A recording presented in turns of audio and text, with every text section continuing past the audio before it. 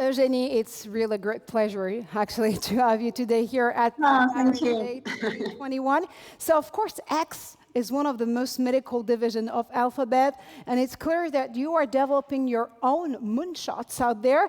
But can you tell us more about it first? Yeah, good question. So we have a team here in Mountain View and other parts of the world developing the next generation of businesses for Alphabet, focusing on the big problem of the world, the one that that really touch billion of people, and leveraging deep technologies, often as the convergence of different technologies from biotech, nanotech, robotics, etc.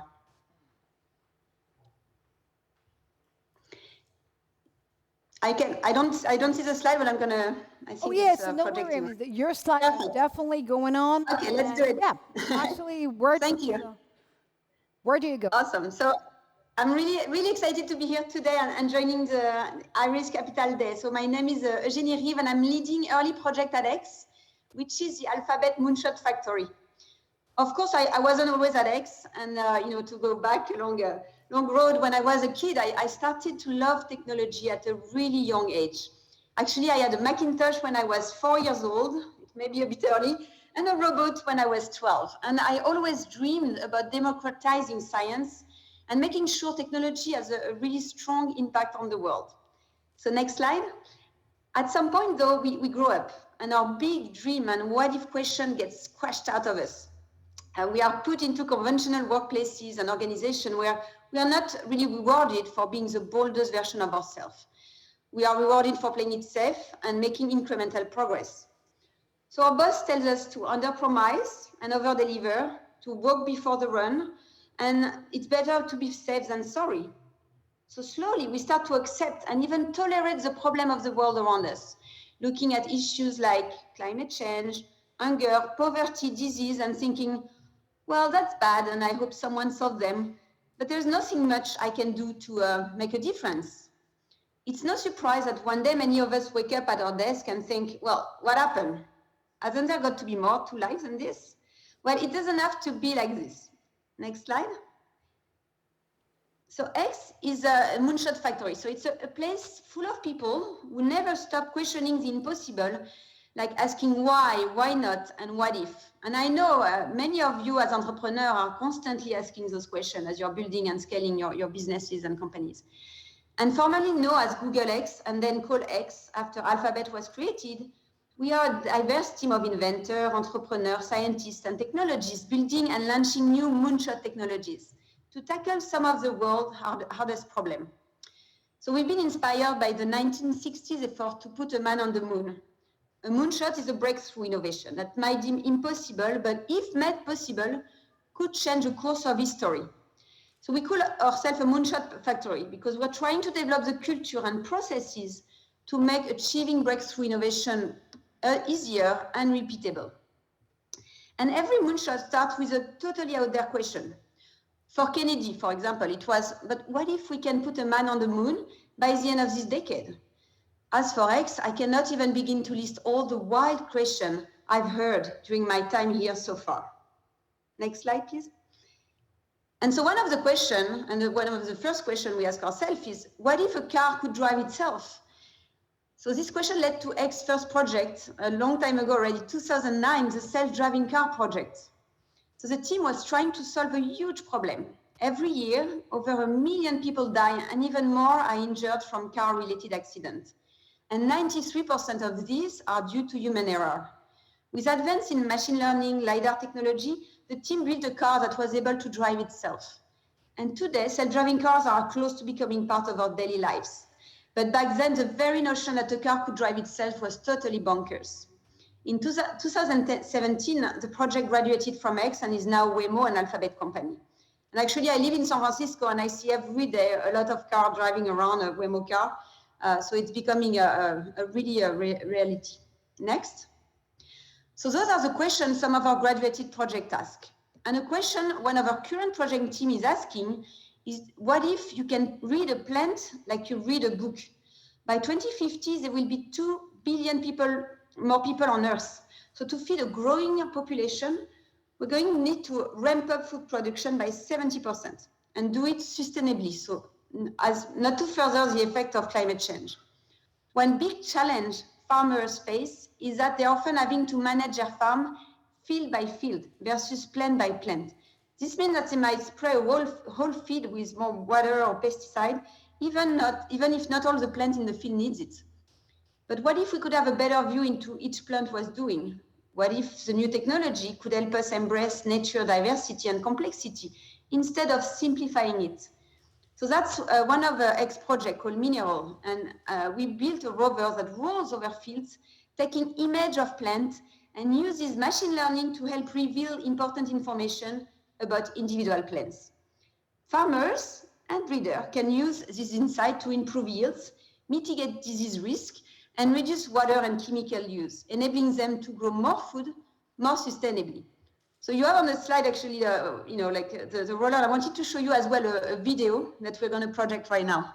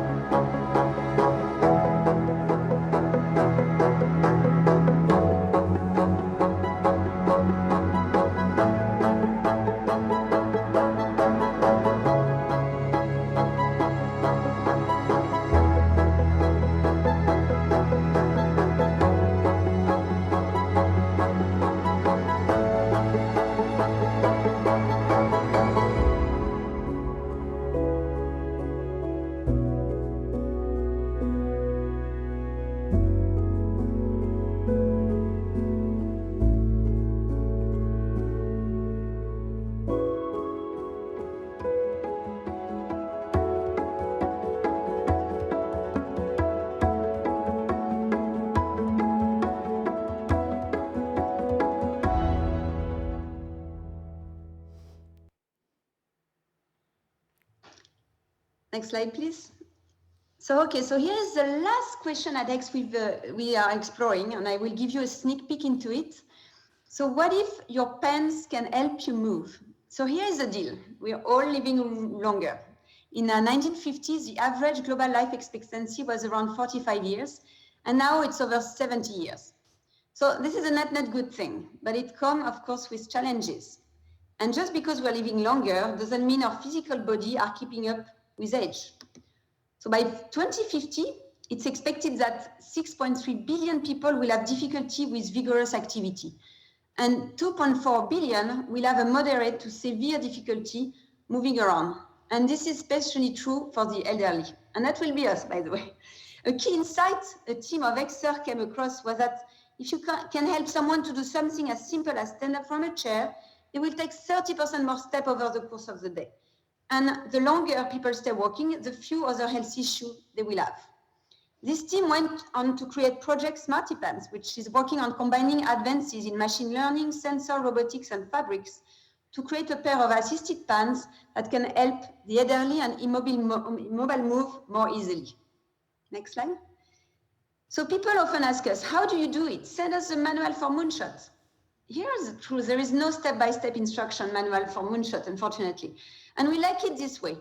Innovation is a delicate thing. You cannot overprocess it. You have to leave room for the weird activity and serendipitous discovery. At the same time, having just the right amount of structure can go a long way.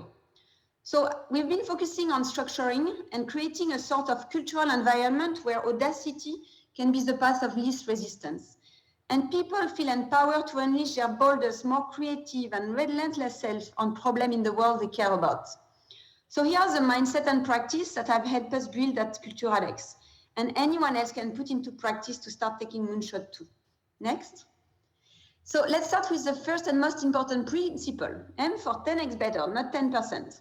So if you had the choice between 100% chance of helping 10 million people, or choice B, a 10% chance of helping 1 billion people, Which one would you choose? Well, at X, we choose B because it has 10x expected utility of choice A. And the surprising truth is that it's often easier to make something 10 times better than it is to make something 10% better. So aiming for 10x light as well a fire in your life, in your heart, in your mind, with your team. And it can make the hardest thing much easier to accomplish than you might think. It also forces you free yourself from existing assumptions and start over, guiding you to an answer that's practically unrecognizable from the status quo. We ask, for example, our team to work on audacious goals every quarter, to define goals that are impossible to achieve. And sometimes they do, sometimes they don't, but at least the process of selecting those goals that are so hard, so ambitious is really important for our culture. Next. The second principle is to work on the harder thing first. Okay, bear with me for a second, ridiculous analogy, but if you were asked to train a monkey to stand on a pedestal and recite Shakespeare, where would you start? Well, most people would start by building the pedestal because it's easier, even though training the monkey is a vital task.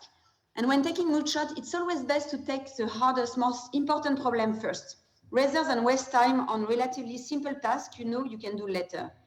This will help you learn as quickly as possible whether you should keep going or move on to the most promising idea.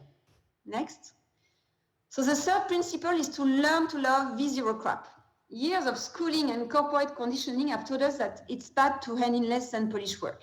Most people say a raw draft is fine, but most of the time we know they don't really mean it. At X, we mean it. When you're taking moonshot, it's nearly impossible to get things right the first time, and even the second or the third time. So rather than waste your time trying to perfect something right off the bat, we actively want people to build a version 0, that crap first. I guess the earliest, scrappiest version of your work that you can use to gather quick learning and get honest feedback on it. And it's really interesting because when you look at this slide, it was actually one of the first rover of Mineral, the photo, the video we showed you earlier. And you see how crappy it is. It was broken, it was failing, but still it got us a lot of learning. Next. And so my last tip is to embrace failure as learning. So it sounds really Silicon Valley we always talk about failure, but actually it's hard. It's hard because it's hard to build a culture where people are okay with failing, okay to actually kill their own project when they see that it's not going anywhere. And we really want to incentivize people to do so, to celebrate failure, to make sure that people kill their project and start the next one, often leveraging the learnings they had on the previous project. Next. So in summary, here are four of our top moonshot thinking principles. So 10x, not 10%. Tackle the monkey first. Learn to love V0 crap and celebrate failing as learning. Next. So of course, during this talk, I've brought up a lot of questions that X is tackling. And there are many more, but the main remain.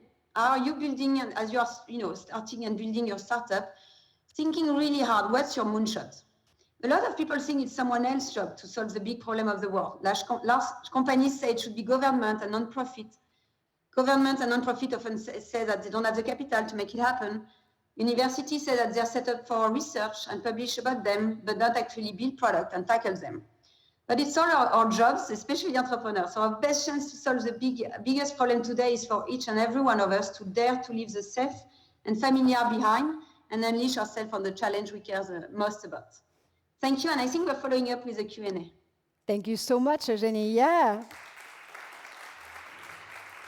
So much inspiration out there. So thanks for the tips, though, even though I do understand there is no instruction manual per se when it comes to trying to process a moonshot. But what's usually the time between the moment you actually do select one project and the time it's ready for market? Great question. So we work on problems that are really meaningful for the world and create as well big businesses for Alphabet. Usually between 5 to 10 years of incubation, but it can take longer. It's really hard to know. And for shorter time frame, often some projects and an idea should be maybe developed by Google or other part of Alphabet or being funded by VCs. Because at X we have I think much more patience. We are looking in much more longer time frame. So sky's limit, right? Especially when it comes to Moonshot. But actually, it is. We do remember that you had to shut down some project out there, like Project Loon, which was actually designed to growth or to help bandwidth growing in less developed regions and get bandwidth through air balloons. When do you actually know it's time to move on? Because it might be kind of frustrating, though, when you're, like trying to process a moonshot out there. Yeah, and it's always like a mix of intuition and of course data. So it's always really hard to decide. On the Loon side, so the team did amazing, technical achievement. For example, things that were previously impossible to do, like navigating balloon in the stratosphere, creating a mesh network in the sky. But we realized that the road to commercial viability was longer and much riskier than we thought. So we decided to wind it out in 2021. We invest in really far technology with huge promise. When they're so risky, no one else will invest. But we need to be mindful, of course, of the opportunity cost of any single investment. And we also need to make sure we don't go it alone for too long, of course. For as well, people working on the project, they're wasting their time if they would stay too long on a project that doesn't, make sense anymore. So we look at this indicator on commercial viability, if it's even possible on technical feasibility, and as well market readiness, of course, as any company. Yeah, and I guess it gets back to the idea that even failure is a good takeaway when it comes to shutting down a project. Now, last question with you, because time flies on this stage here at the Iris Day 2021. Of course, X has had a lot of incredible success stories out there. We can, of course, name Boston Dynamics or Waymo. I guess you have more in store, don't you? There is so we have many bets already. Verily, our bet in healthcare, working in a really different project and product in healthcare and technology. Mineral that show you in computational agriculture. Another project that's really interesting called Tidal, focusing on ocean health. And as well, one of our real success that didn't become a bet, but joined back Alphabet is Google Brain, who is now supporting products across Alphabet with their ML technology.